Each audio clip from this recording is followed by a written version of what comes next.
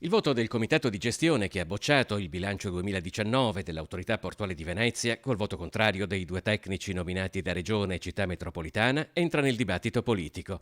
Le polemiche di queste ore hanno varcato i confini del Veneto e a Palazzo Ferofini sono già pronte le interrogazioni delle opposizioni in Consiglio regionale.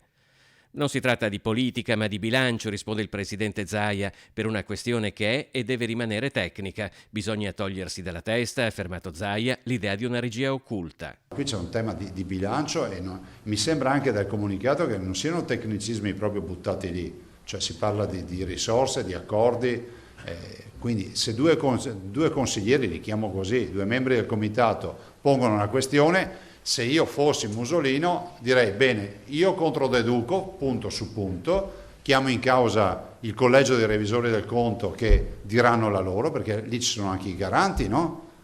Ma a tutt'oggi c'è solo la voce di chi ha votato contro. Ripeto, noi cittadini siamo chiamati a rispettare le scelte del Consiglio e a valutarle secondo poi il dibattito che ne esce, ma lasciate fuori la politica da sta roba.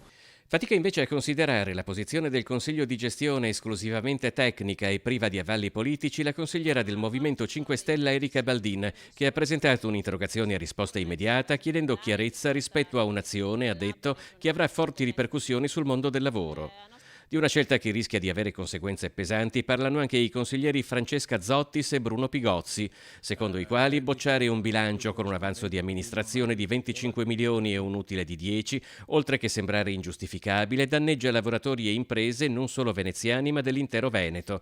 Anche i due consiglieri del Partito Democratico presenteranno un'interrogazione in Consiglio regionale.